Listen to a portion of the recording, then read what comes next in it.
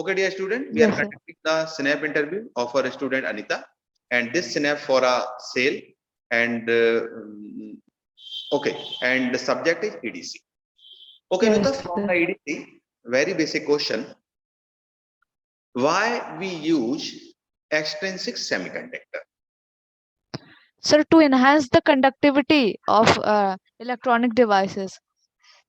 How we enhance the conductivity? What are the methods we have? Sir, increasing the doping concentration. Like if there is intrinsic, there is equal number of electron and holes in our any semiconductor. When we introduce the doping concentration, like doping with another material, like if अगर यहाँ पे silicon है, silicon में अगर से हम P type material की डोपी कर दे या N type, P type material वो होते हैं जिसमें बैलेंस एक वैकेंट उनके वैलेंसी बैंड में एक वैकेंट स्पेस रहता है, लेकिन जो एन टाइप होते हैं उनमें एक इलेक्ट्रॉन होता है, मतलब एक्स्ट्रा इलेक्ट्रॉन होता है उनके वैलेंसी बैंड में। तो अगर से इनकी हम डोपिंग करते हैं तो सर हमारे पास जो अगर से टेम्परेचर इंक्रीज करते हैं, अगर से बॉन्ड ब्रेक होते हैं तो हमारे पास फ्री इलेक्ट्रॉन और जो इंट्रिंसिक है उससे ज्यादा होते हैं, तो हमारी जो कंडक्टिविटी है वो ज्यादा इंक्रीज हो जाती है। अच्छा अनीता, मेरा क्वेश्चन है, सपोज मैं डोपिंग नहीं करना चाहता हूँ, है ना, I don't want to do doping, then हम कैसे कंडक्टिविटी बढ़ा सकते हैं? क्या हमारे पास कुछ और मेथड है कि conductivity I am not doing? Sir temperature increase कर सकते हैं, एरिया इंक्रीज कर सकते हैं, और सर जो बायसिंग वोल्टेज है उसको इंक्रीज कर सकते हैं। लेकिन इनके इंक्रीज होने से नॉइज भी बढ़ता है, डिस्टरबेंस ज्यादा होता है। तो कौन सी नॉइस बढ़ता है? कौन सी नॉइस की बात हो रही है? आप यहाँ पे आप बोल रहे हैं नॉइस बढ़ता है, कौन सी नॉइस बढ़ेगा? सर अगर से टेम्परेचर इंक्रीज करते हैं तो मोबिलिटी जो है वो उसमें लाइक मोबिलिटी की वजह से जो इलेक्ट्रॉन की मोबिलिटी है, इलेक्ट्रॉन वो डिस्टरबेंस क्रिएट करेगा, उससे नॉइज हो सकती है। सर लाइक अगर से मोबिलिटी में दो तरीके का होता है, लाइक लैटिस स्कैटरिंग हो जाए या तो फिर टेम्परेचर अगर से इंक्रीज करते हैं तो उसकी वजह से भी नॉइज हो सकता है। सर इंक्रीज करेंगे तो okay sir. Suppose I am increasing the temperature, okay, yes sir. now what effect on the conductivity of the metal? Sir metal की कंडक्टिविटी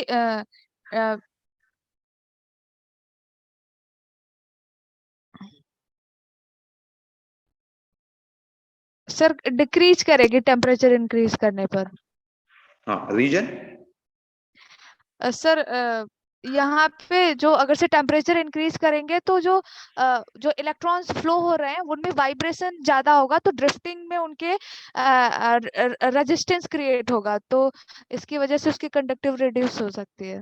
क्योंकि इसमें ऐसा तो नहीं है कि कैरियर इंक्रीज करेंगे, कैरियर मेटल में तो इनफाइनाइट है, पर अगर से टेम्परेचर इंक्रीज करते हैं तो इनकी जो आपस में इंटरेक्शन है वो ज्यादा होगा, कोलिजन ज्यादा हो सकता है, तो वो रेजिस्टेंस क्रिएट करेगा। नहीं, तो कॉलिजन कैसे ज्यादा होगा? आप बोल रहे हो कॉलिजन ज्यादा कैसे होगा? क्योंकि नंबर ऑफ इलेक्ट्रॉन्स तो बढ़ नहीं रहे हैं, वो तो ऑलमोस्ट कांस्टेंट है, ठीक है?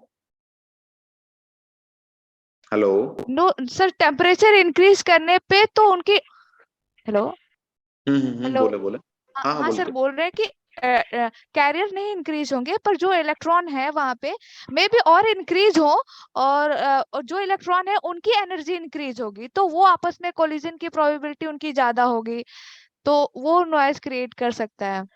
नहीं, आपने पहले आंसर सही दिया था, फिर आप आंसर भूल गए। आपने पहले आंसर थोड़ा सा सही दिया था, इसका एग्जैक्ट आंसर ये नहीं है। चलें लास्ट में बताता हूँ, ठीक है, अपन बात करते हैं। ओके, अगर हम बात करें टनल डायोड की, ठीक है, तो what is the use of the tunnel diode? What is the application of the tunnel diode? Sir generally negative resistance के एप्लीकेशन में टनल डायोड का यूज करते हैं। What is the negative resistance? Sir, if temperature increases, temperature. Sorry, sir, not temperature. If voltage increases, then resistance current will decrease. This is a negative resistance. it shows negative resistance. Okay. How we use the negative resistance? कैसे use कर रहे हो आप? कुछ application बताओ, practical कहाँ पर use करते हैं? प्रैक्टिकली कोई एप्लीकेशन पता है आपको? प्रैक्टिकली सर सर वहां पे यूज कर सकते हैं जहाँ पे जैसे रेजिस्टेंस को हमें कहीं रेजिस्टेंस की वैल्यू इंक्रीज हो रही हो, पर हमें ऐसा फीडबैक लगा दे कि रेजिस्टेंस का इफेक्ट कम हो जाए, तो हम वहां यूज कर सकते हैं। इसको यूज करने से जो रेजिस्टेंस हमारा डिस्टरबेंस की वजह से बढ़ भी रहा होगा, जिसका नेगेटिव इम्पैक्ट आ रहा होगा हमारी सर्किट पे, वहां नेगेटिव रेजिस्टेंस का यूज करेंगे तो फिर नेगेटिव रेजिस्टेंस से वो उसका इफेक्ट को रिड्यूस कर देगा, तो वहां यूज कर सकते हैं। अच्छा, ठीक है। प्रैक्टिकली सर उसका एप्लीकेशन तो हाँ, प्रैक्टिकली इन द नहीं टनल याद है कि डायोड, कहाँ। ओके, इन नहीं एप्लीकेशन आपने पढ़े होंगे ना, ऑसिलेटर में करते हैं, है ना, हाँ ऑसिलेट, यस है यस। ना, पढ़ा हुआ। हाँ जी, मेरा क्वेश्चन है, in the tunnel diode what is the knee voltage? Knee voltage की वैल्यू क्या होती है, या नी वोल्टेज कैसे आप इसमें डिफाइन करोगे? आप अगर चाहें तो डायग्राम भी बना सकते हैं, वीआई कैरेक्टरिस्टिक्स भी बना सकते हैं, उससे आप इन define. Tunnel diode, in tunnel diode what is the knee voltage, क्या डिफाइन होगा डेफिनेशन?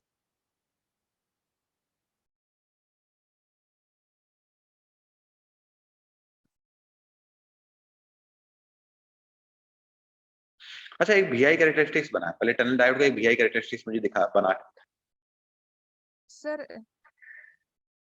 पेन पेपर है आपके पास? पहले तो ये लीनियर डोमेन में, यस सर बना के पहले लीनियर डिवाइस की तरह काम करता है, फिर ये नेगेटिव रेजिस्टेंस की तरह काम करता है, फिर उसके बाद कुछ यहाँ तक, फिर उसके बाद ये नॉर्मल पीएन जंक्शन डायोड की तरह काम करता है।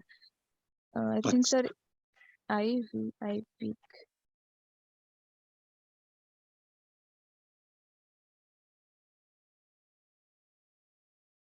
सर, आई थिंक सर ये होगा, एक मिनट। Okay okay okay. हाँ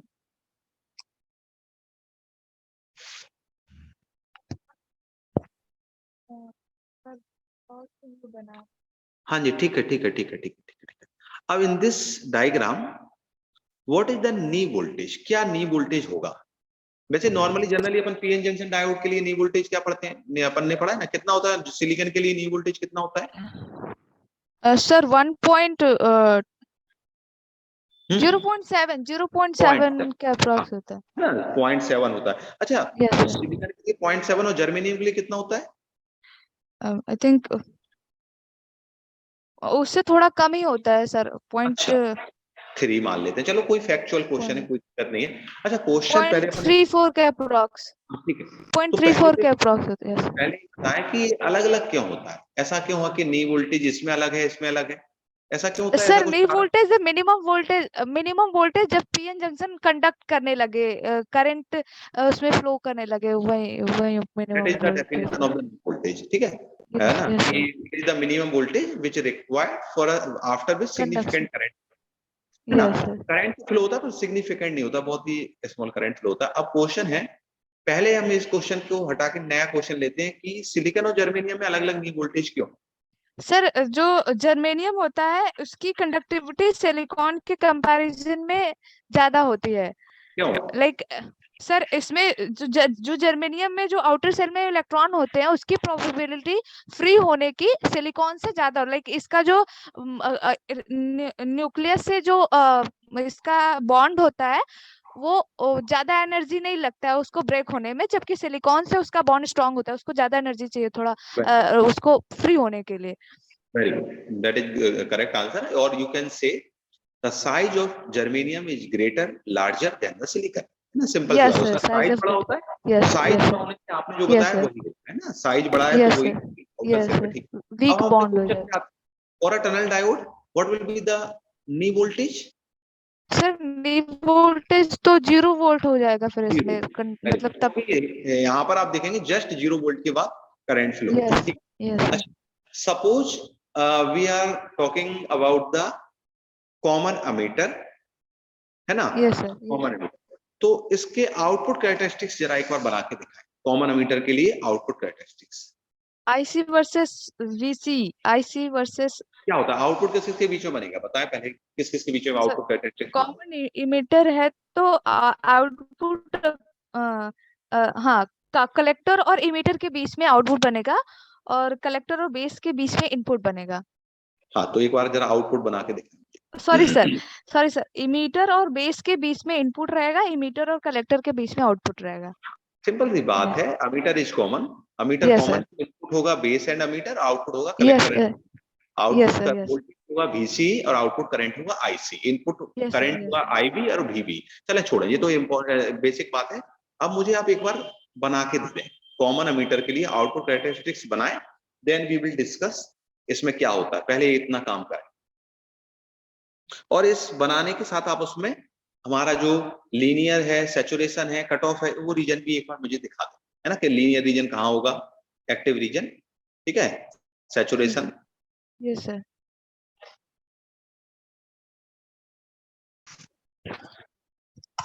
सर ये बनेगा, हेलो, हाँ दिखाएं दिखाएं, थोड़ा सा पास ले आए। ये बनाना ना,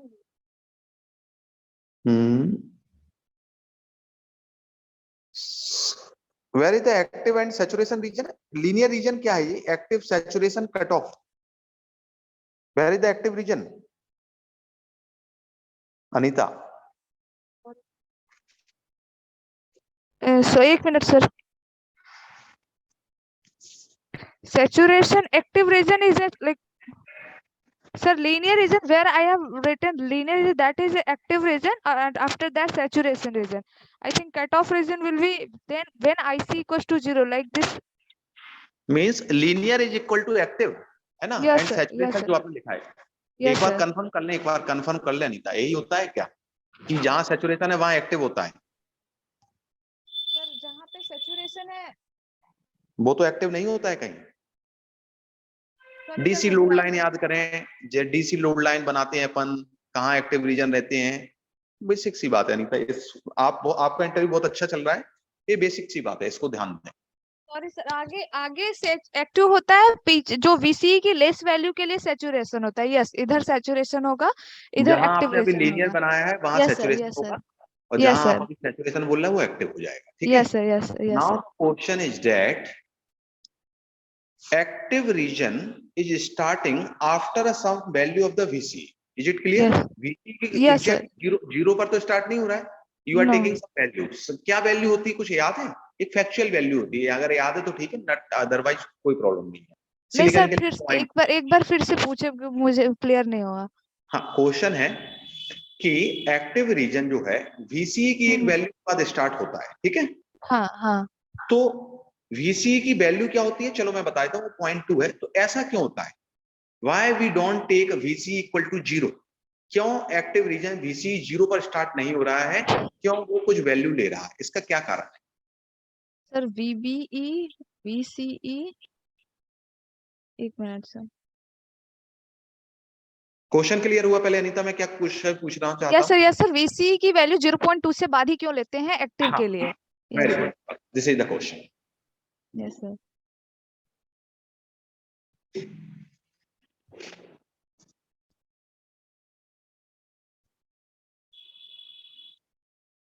सर फॉर एक्टिव रीजन के लिए जो कलेक्टर टू बेस जंक्शन होता है वो रिवर्स बायस में होता है। Very good. फिर और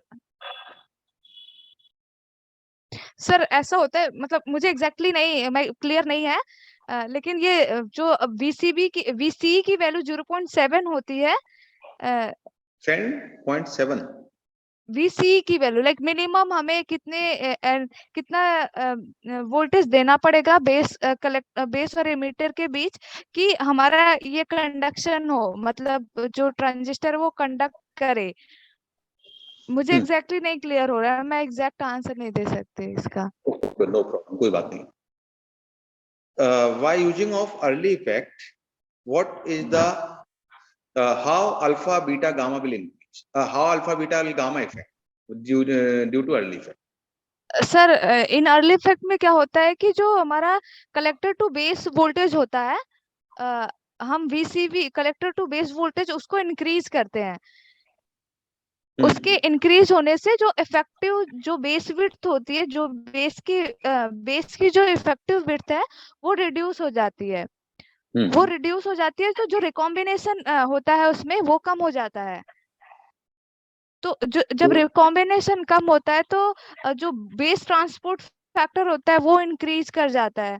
ठीक है, तो ठीक है। हमारी बीटा स्टार इंटू गामा होता है अल्फा की वैल्यू, तो अल्फा इंक्रीज हो जाती है। अल्फा इंक्रीज होती है, अल्फा में थोड़ा सा भी इंक्रीज होता है तो बीटा बहुत ज्यादा इंक्रीज होता है। वेरी गुड, तो वेरी गुड। अब इसकी वजह से नेक्स्ट अगर हम इसकी बात करें कि how output resistance will effect due too early effect.